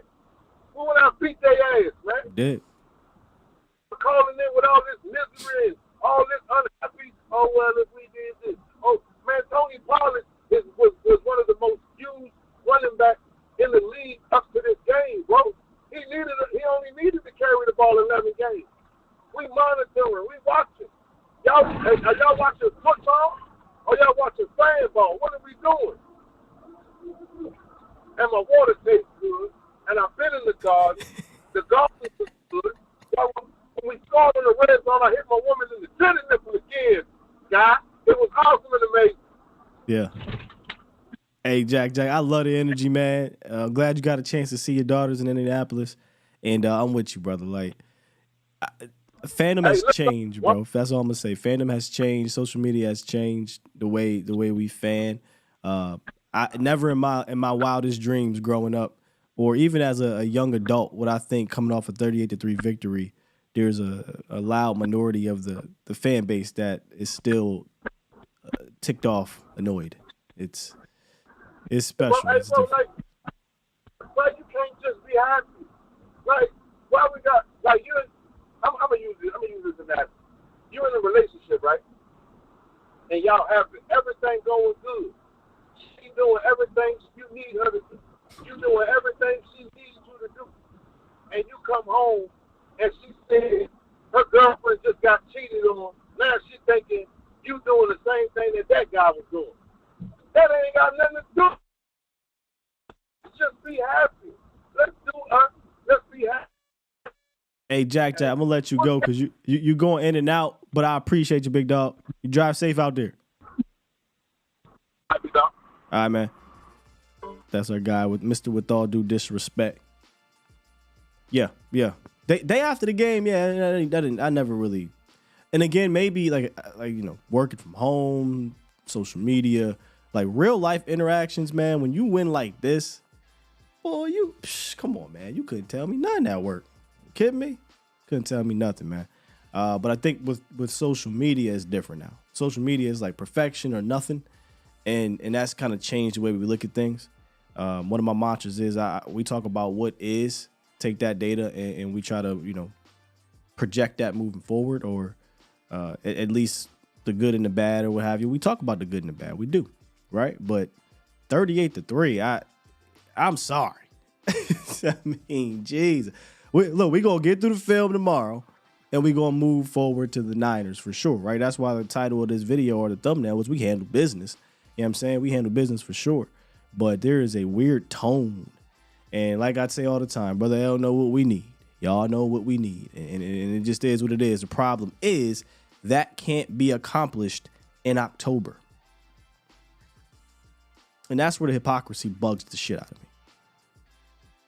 If the ultimate goal can't be accomplished in October, if the Cowboys getting these victories does nothing for you, then when they lose, it should do nothing for you either. For real. Like, they're going to lose games. But the energy ain't the same. When they win and they beat the shit out of a team like this, it doesn't matter. All right. But then why do it matter when they have a bad game? It just don't make sense to me.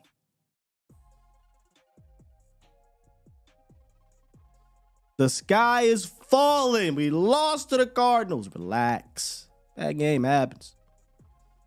The Jets just pushed the Chiefs to the brink. It's a good team. It's obviously a good team. You're going to go to the playoffs. You're going to beat some good teams. You're going to lose to some good teams. You're going to beat a bunch of bad teams. You might lose one or two to a bad team. It's a football. 17 games. These guys suck. Same old Cowboys. Next week. 24 hours later. 38-3. Who cares? It's just the regular season. Bro, I don't get it. There's a dude, and shout out to you. I ain't gonna say your name. I do not want to do this to you, but I just think this is hilarious to me, bro. We in overtime. Cowboys just had a fantastic game. He just blew out the team. Dak Prescott goes to the podium. They asked Dak Prescott about the Niners. He's clearly annoyed about the question. The question was a dumb question. It is what it is. But he can't say that. He cannot answer. He cannot not go to the podium or he'll get fined. Dak answers the question, you want to piss me off, don't you? Yeah, of course we're pissed off. We're beyond that point. Thank you, though. Oh, yeah, we're pissed off. Next. Somebody go on Twitter and say, oh, man, you know what? I'm just tired of talking. Huh? I mean, he writes a whole paragraph. I'm tired of the talking. It's whatever, man. Just go out there and prove it to me. I don't even think y'all better than the Niners. Y'all not mentally tough. That's why I'm picking the Niners to win. I'm tired of the talking. They have to talk. They literally have to go to the podium and answer questions. Off of a 38-3 stopping, you go on Twitter. You get so bent out of shape to write a whole ass paragraph because the player answered a question, by the way, which he was annoyed with. He didn't want to answer the question, but he has to. And that's what we're talking about. Brother L, what do we need? I'm sorry. I just, social media, it's a gift and a curse. It has single-handedly ruined fandom. Which is why I don't mind having the box that we have. I don't even want 30 million people watching me. That's kind of a lot. But I'd rather have this squad we got, man. Because a lot of us aren't caught up in the BS. But I digress. Obviously, that was something that y'all know just doesn't make any sense. 808, what's up, man? Hey, brother, still, this is Sonny. Sonny from Hawaii. It's been a grip, bro. I don't know why I got you saved up in here. What's good, though, my oos? Yeah, my bad, brother. Just kind of been busy with work and trials and tribulations, man. But it's good to hear your voice, man. See, you've been doing good on the show. Thank you, man. Thank you. How you feeling, man? I ain't talked to you since the season. What's on your mind? Same old. You mean just listen to all these Dallas fans and stuff. I don't know why I expected to come on the show and hear this victory Monday, and it sounds like we lost. I'm listening to the show. I was like, did we lose? Did I watch an old game or something? A game I never watched. I was like, yeah. We won 38-3. I get it. We can critique things. It's called cleaning up. It's part of the season. You don't win the Super Bowl in the first couple weeks of the season. You don't win the Super Bowl until the Super Bowl comes. And it takes every single week cleaning up, doing all these different type of stuff. And I'm just all like, damn, it sounds like we lost. It sounds like the season's over already. Well, then Sonny, you didn't want to be here last week. Sonny, boy, when we lost last week, fam, it was like, I mean, should I even do any shows anymore? Do y'all even care?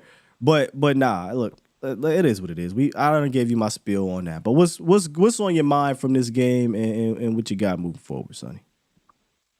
Just a couple cleanup things. The thing is, one thing I noticed about the red zone and stuff is they get cute with it. And I always said, if you're going to try to get cute with it, you got to have the beauty to back it up. Like, you want to do all this cute stuff instead of... I love that saying. Yeah. Say it one more again. I said, if you're going to get cute with it, you better have the beauty to back it up. Hey, Lord, man. I like that. Exactly. You're going to throw those 50-50s and stuff like that on the times when you should be running the ball or just the quick check downs. Like, okay, well, you better catch the ball. Okay, look, this is where I don't like to talk bad about people and stuff like that. I like to call him Yak Ferguson, because that's the yards after catch, man. Yeah. He don't go down. So I say you put Yak Ferguson where the scoop maker was, he catches that touchdown. So that's what I'm saying. You got to find your bread and butter with the red zone, and I think they're kind of trying to experiment and trying to get it together. But at the end of the day, I was like, back when it was Tony Romo, it was the Dez back shoulder and DeMarco Murray up the middle and stuff. They're just trying to find it and stuff. And I just think, like you said, they're getting a little too cute. Just put Jake Ferguson in there, you get your red zone looks, and then CD just needs to. I'm sorry, you're that 88, so we're always going to talk about you in that upper echelon, man. It's understandable why you don't catch some of these amazing passes, but at the end of the day, I was like, I got to ask that from you, because you put up with those players, you know. But other than that, I love the game, man. I was watching it. went to church after. I had a great day. Expected to come over here and hear some great stuff. But other than that, defense did great. So I don't know why I'm hearing all this Tony Pollard hate, man. I feel like I've been watching Tony Pollard. He's doing just fine. No, I wouldn't call it hate. Again, I think perfection, it seems, is the goal. That's what I'm kind of just getting when it comes to this season so far. Like, it's perfection. If we don't attain that, I mean, perfection is a goal, right, all the time. And if you miss perfection, usually you landed close to it. That was a damn good, op, but not for everybody apparently. But I do want to talk about the defense though in a second. So appreciate you, Sonny. Yeah, well, you have a good day, brother. God bless, man. Thank you, bro. You as well. Let me bring this up. I meant to bring this up earlier when I think it might have been Daryl who brought up the defense. My bad. I still got one. What I liked about the defense wasn't necessarily the gaudy stuff, like the fun stuff, the pick sixes and the fumbles and things like that. We gonna do that. Cowboys gonna do that. I think they were so much more in control this game, right? Now, again, totally different offense. I said this on Vacha's show, said it here, said it pregame show, night and day, which you're going to get from a scheme standpoint from the Arizona Cardinals and the New England Patriots. However, it doesn't matter. Teams are still going to try you. You still have to be disciplined. And I felt like you saw these guys early downs maintaining the edges. Oof. Maintaining the edges and doing a lot better in that instance. So shouts out to the defense for doing that. I felt like they played their gaps better. They weren't overshooting. The defensive line obviously was way better in this game in regards to their assignments. I don't think they were just jumping all these crazy gaps. Now, next week is a different story, right? But I do think you have a blueprint, and we'll get into that. You have a blueprint. Dan Quinn and Shanahan have matched up now back-to-back years, and the Cowboys have gotten better and better. So we'll see what happens. All right, we got two more. I got to get through these. 336, what's up? Yeah. Hold on. I got you, bro. I got you. Do I got you? Where is that? Yeah. Yeah. I've been saving that for a specific game, but I got you, bro. What's good with you? What's good, bro? I just want to talk about the defense. I hope you get better. Boy, we back, boy. You hear me? Come on now. I'm glad we stopped doing stunts on run plays. If we do that, we good. The defense good. Fuck the red zone. We won 38-3. I don't care. Bro, we ain't even need to go to the red zone. We still could have won. They scored 3 points. They scored 3 points, bro. The defense scored 2, right? I think. Yeah. We ain't even have to go to the red zone. Man, people be tripping. I don't get it. Are we Cowboy fans or are we Cowboy critics? Do we hold different teams to a different pedestal? I mean, Will, they scored 3 points, brother. You preaching to the choir. I feel you, bro. They're again, like I said, every single last team in this league has something that they want to be better at. Whether you're undefeated, whether you're 3-1, whether you whatever, right? There's something that you want to be better at for sure. I think the phrase that I'm looking for is there's a certain portion of us that are just a glutton for punishment, right? They just are, they just welcome that and it drives them. So, that's the sector of the fan base that popped up after this blowout victory, which is crazy to me. But hey, it's all good. It's all good. But look, though, I ain't gonna hold you. This Trills, by the way, I call him Vox Show all the time. Is who? You know what I'm saying? This Trills. Trill, I'm about to say you in here, Trills. Appreciate you, big dog. Trills. The man, shout out to A to Z. Yeah. The boys was wobbling out there. I want that. I want to use this. I want to use that for next week. You know what I'm saying? Because it's going to be physical. It's going to be physical. So I want to use that for next week for sure. As long as we don't do stunts on run plays, I think we'll be fine. But you have a blessed day, man. Get well. Appreciate you, Trills. Man. Really, I salute to y'all because I really want to get into it too. Trust me, I do. That matchup is the marquee matchup, but we gotta we got a system we got to follow here, right? Reactions on Monday. We take a look at the film, seeing who stood out in that standpoint, and then we prep.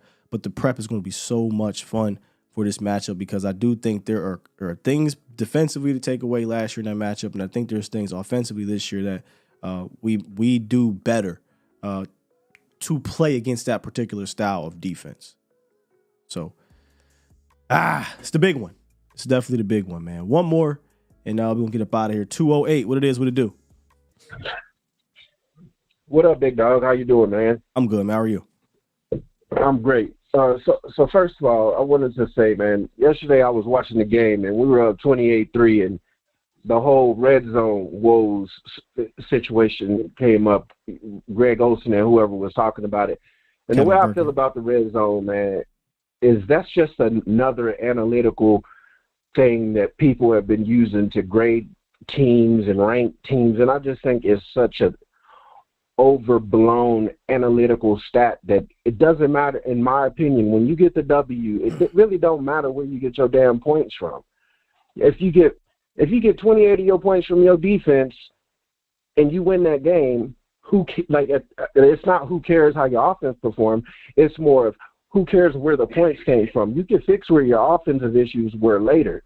After that, just like they say, you can learn from a W more than you can learn from an L, and that's as true as this is as true as it can get right now. Because I feel like if we're gonna focus in on the red zone, the way you fix that is when you get in that red zone, you stop running horizontally, stop running these goddamn zone stretch plays to the left and to the right. You run downhill. The fastest way to point B from point A is straight. And I'm sorry, but this West Coast offense doesn't work that well in the red zone passing. You're going to have to run the football effectively from the 20 down, man. And that's just how I feel about the situation. As far as running back goes, Rico Dowdle hurt his hip, homeboy. So, I mean, I know you are probably thinking linebacker is more of where we need to go as far as a free agent signing. And I kind of think I know who you're wanting them to go after when it comes to signing a linebacker, and I don't disagree with you on the player. Wait. However, who is that, by the way? I don't even know who's out there available. I haven't. I was thinking you were thinking about boy that they had previously, Anthony Hitchens. Hitchens is still out there. Oh, I haven't even brought that man's name up. I had no idea. Nah, it wouldn't be him. Yeah, I thought you was thinking about a reunion with Hitchens or Jalen Smith, man. Like, then you damn sure. Hey, brother, I know you ain't. I know you ain't a fan of Jalen Smith, but at this point, they're that thin at linebacker, and you can't go back out there and get Jabril. You can't get Rillo.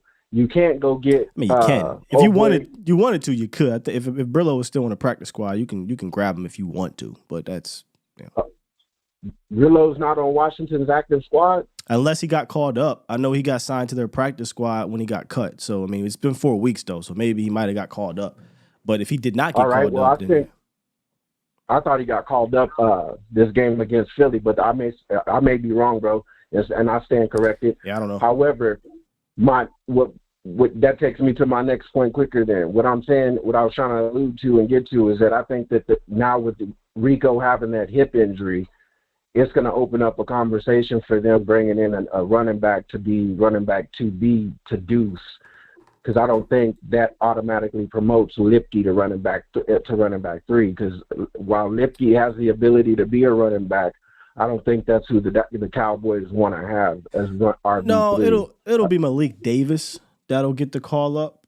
He's on the practice squad right now, so I think he has all 3 of his call ups available. So they don't really gotta sign him to the roster just yet. So they'll initially bring up Malik, but I, like you said, I would kind of scour the waiver, not the waiver wire, but the free agency market for a potential guy as well, depending on the severity of Rico's injury. If Rico's injury is severe, he's done for the season or something like that, or he's done for, he's going on IR, I do think you need to bring in another back, because I'm still of the belief, run this thing out like a stable, so by the time we get to the playoffs, you say, okay, Tony, 3 games, I do need 20, 25 touches. You know what I'm saying? Type situation. I hear you there. And just to give you my insight on what you said about Tony Pollard handling RB1 duties, I feel like he's done a way better job than Zeke did in the last 2 years that he was here trying to be running back one. I mean, whenever we ran the ball on first down with him, Zeke would sputter for 2-3 yards. I mean, Tony's actually getting us 3-4 yards a carry. And he's getting hidden yardage too. You know, he gets hidden yardage, but that's neither here nor there. And old boy asked who the security blanket was as far as the wide receiver room goes when, you know, the tight end or our wide receiver one was covered. I honestly think, like you said, it is a situationship there, but I honestly think that Dak has his security blanket in a trip set is probably more Jalen Tolbert than Michael Gallup. That's in my opinion. Because if you watch Jalen Tolbert yesterday just with Cooper Rush and the reps that he got with Cooper Rush, he caught each of his passes. His confidence is growing. And I honestly think this boy has finally got the concept of where he's supposed to be on the football field, no matter where he's lined up at the receiver position. Yeah, I love his with that, I hope you have a blessed day still. As far as my medical situation went, bro, it took a turn for the worse last week. I'll fill you in, you and Vachi later on the show. This is that, brother. What's going on? What's your name, man? Jamal, bro. Jamal. Yeah, I remember when you called in a while ago. Yeah, I called in. I think it was like three weeks ago, and I talk to y'all all the time on the VOT show. And you had given me your number to hit you up over here on the VOT show, and so that's why I hit you up 3 weeks ago. And I'm the one from the Greatness podcast, brother. Okay, yeah. Fill us in on Vacha show, man. I hope it. I will, bro, for sure. All right, man. Praise up, brother. Praise up. Love and grease, or love, peace, and chicken grease, my nigga. At least he got a smile on his face, man. Appreciate you, man. Yeah, I'm just the growth of Tober. He was on a walk with us, man. The growth of Tober. I'm loving to see it. Special teams, offensively, again, 4 targets, 4 receptions, like 53 yards, something like that. You see the springiness in his game. If he's out there, hey, there's something too. I do think that Dak trusts him, right? I do think he trusts him. Will he be out there? Like, if you go into a 3 wide receiver set, will he be out there? Probably not, unless somebody's hurt or somebody needs some rest. But I think you are seeing him take that next step 100%. Now, the next step I would like to see is, again, we're not using Cooks downfield. That's strange to me. There was one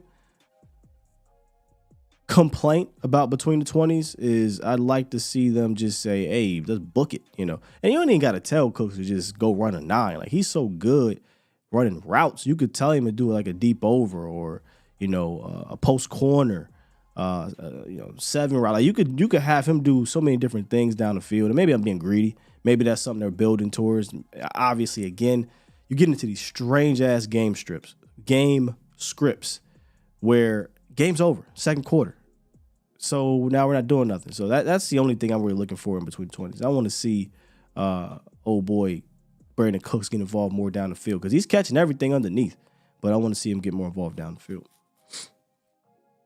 All right, let's get to these super chats, and we get up out of here. I'm going to go get something to eat and watch some film. Let's see here. Miss Tiana Ellis. Where you at? Super chat. Drop 2 and said, this is Sky's flu game. Appreciate you. We appreciate that, sir. Thank you. Yeah, yesterday was even worse, but yeah. Super chat. Towboat Tie, drop 10, said, is it me or is MG looking more like your number 2 now? And Tolbert more utilized than Cooks. Utilized, I wouldn't say utilized. He out there more. Cooks is out there more than Tolbert. He's just getting the ball more. Actually, Cooks had 4 receptions, believe it or not. It's been 4 weeks, and we've seen better production from Tolbert, MG, and Turpin. Yeah, that's facts. Ty, I mean, they've had more production. Obviously, what's the name missed the first game. The second game. First game, I thought he was really productive. Like I said, he caused 4 first downs, 2 penalties, 2 receptions. We're just not seeing him down the field. He had 4 receptions in this last game, talking about Brandon Cooks. So, again, just continue to get him involved. I'm not really going to complain too much about it because I think we're building with him, and I'd rather have him in the stable figuring out how to use him than not having him at all. We've been here before. We We had the group we had last year, right? We had the group we had last year. We didn't have that ability to build off top of it. You've got a ton of ability in that wide receiver room. We're just figuring the ways out how to use it. We know how to use Lamb. We know what Gallup is, and we're figuring out how to use Tolbert and Cooks. That's just that. Super chat. JoJo dropped 2. Ghostin deserves to be on the walk. Yeah, 2-point conversion. Super chat. We don't whack them 304 said the only Dak throws to the right guy punching air. Is Ty here? Let's see, that's got that up. Is Ty here? Yeah, work.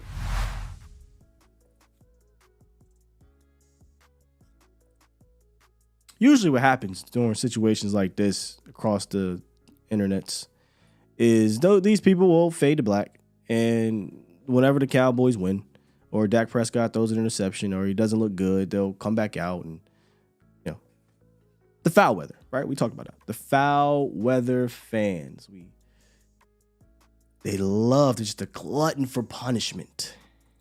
He be here. Mr. Jab. He dropped 2. I say that. Super chat. He said, Sky, you see Dak's touchdown pass to the left side? When I say everybody hit me up about this on Sunday, it was hilarious. Super chat. Stephen Clark.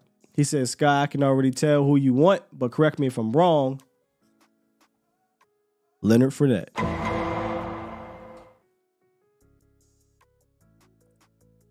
Yeah. Hey, look, if this Rico Dowdle injury is serious, I brought up the fit earlier in the offseason. We had a good laugh about it, right? Everybody, I'm just saying. Leonard Fournette got brought in the middle of the season in 2020, ended up being an important part of their run. I'm not asking Leonard Fournette to be nothing more than can you identify the blitz, pick it up, part of being a power back, and he could catch the ball at the backfield. I know he can do that. He did it real well with Tom. I think he'd be a good get. Veteran guy, won a Super Bowl ring. I think he'd be a good complimentary piece. That's all I'm saying. I'm not saying that Leonard Fournette is changing anything. You know, I just think if you lose Rico, I think he can help replace Rico with Leonard Fournette. I know y'all hate Lenny. I get it. I get it. Fat boy Lenny and all the jokes and kikis. If he's in shape, yeah, I'll pick up the phone. If he ain't, I gotta see if he in shape. You in shape? Come on in here for a tryout. Oh, he ain't in shape. Keep it moving. That's all. Don't kill me. I've seen them get picked up in the middle of a season before and help you out. That's all I'm saying. I've seen Philly do the same thing with Jay Ajayi and help him out. That's all I'm saying. Then Brother L drop one more. Where you at? Super chat. Brother L said money. He dropped 5. He said money for Vicks. Put something on your feet like Mama said to do. I still don't get that. Put it on your feet. Put it on your chest, and they just smother you in it. Yeah, Vicks would definitely help. Ain't gonna get me over it, but it'll help me. It'll help. Jay Recruiter said trade for Zeke. Wouldn't that be some craziness? It makes no sense. But apparently it does, Nikki. Like, apparently it does. Like, I don't know. All right. Good stuff today. Appreciate you guys. Call Lenny Lacy 2.0. What part of Lacy? Late Lacy? Early Lacy? But I do think, and we'll get some information here today. I do think if Rico goes down, you need to be able to fill that spot somewhere. So whether it be with him, whether it be somebody else, we'll take a look at things. But we'll know more about the whole Rico Dowdle situation probably tomorrow or today. We'll see the press conference today, and then by the end of the week, we'll definitely know what's goody. All right. I think it's a Brown thing, Kevin. I just think it's a Brown thing. All right. Let me go ahead and press this button, man. I appreciate y'all for helping me get through. Hey, no. Push the goddamn button. Push the goddamn button. Now we can do it. I'll see y'all later. Volume 315-ish. Make sure y'all come back through. Fighting, pulling up. Game 2. This is game 1 of the flu game. Game 2 is later. And then we got Mo. He'll be on A to Z Sports Primetime later tonight as well. So we pushing through this thing. A lot of good things to talk about. Then tomorrow we hit the tape. I'll see y'all then. Peace.